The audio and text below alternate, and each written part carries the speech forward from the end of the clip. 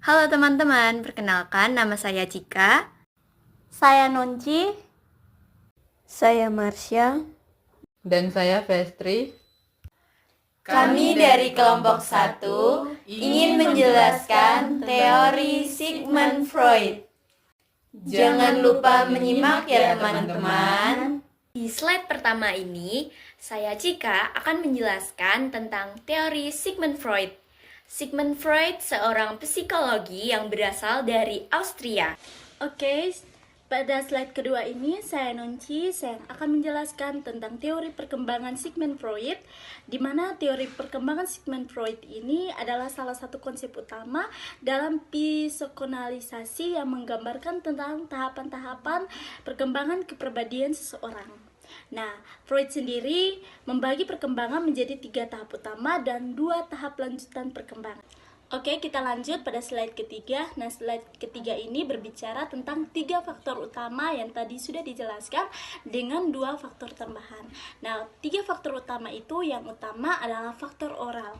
Faktor oral adalah faktor yang dimulai dari berumur 0 sampai 1 tahun. Faktor ini menjelaskan dan berfokus pada penggerakan mulut, di mana bayi mendapatkan pelajaran dan kepuasan melalui aktivitas mulutnya seperti menyusu. Tahap yang kedua adalah tahap anal. Tahap anal ini dimulai dari umur 1 hingga 3 tahun. Tahap ini berfokus pada kontrol dan pemahaman anak tentang buang air besar. Tahap yang ketiga adalah tahap falik. Tahap falik ini dimulai dari umur 3 sampai 6 tahun. Pada tahap ini perhatian utama anak adalah pada organ genital mereka, di mana anak sudah bisa membedakan antara mana laki-laki dan mana juga yang perempuan. Apakah mereka perempuan, apakah mereka laki-laki. Menurut Freud, perkembangan ini sangat penting bagi identitas anak. 2 tahap lanjutan perkembangan adalah 1 tahap laten, 2 tahap genital. Tahap laten adalah tahap yang dimulai pada usia 6-12 tahun. Pada tahap ini, anak sudah mulai mengenali lingkungan sekitar dan mulai bersosialisasi antara teman sebayanya.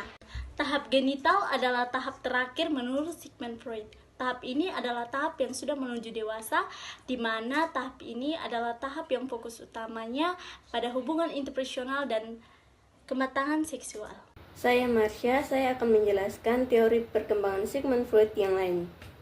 Teori perkembangan Sigmund Freud juga memiliki teori lain, yaitu teori struktur kepribadian. Teori ini menggambarkan kepribadian manusia terdiri dari 3 struktur utama, yaitu ID, ego, superego. ID ini merupakan kepribadian yang beroperasi berdasarkan prinsip kesenangan tanpa mempertimbangkan realitas.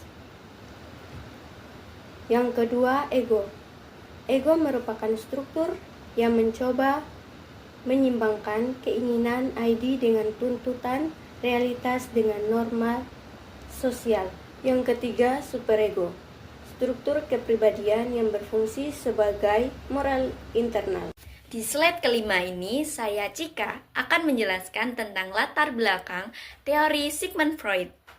Sigmund Freud seorang psikoanalisis yang sangat terkenal yang lahir pada tanggal 6 Mei 1856 di Freiberg, Moravia, yang kini merupakan bagian dari Republik Ceko.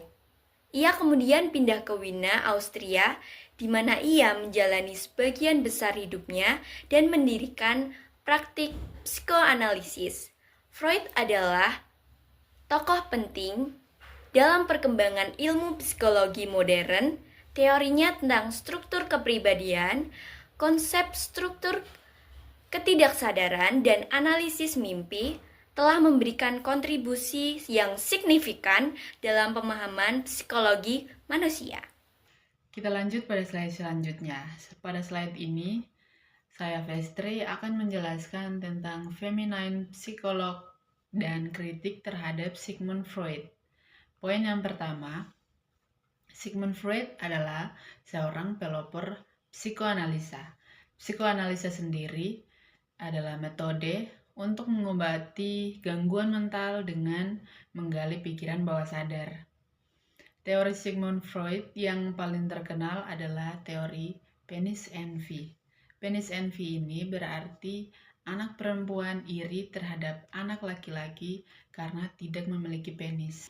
Poin yang kedua, Karen Horney memperkenalkan teori tandingan yaitu teori womb envy.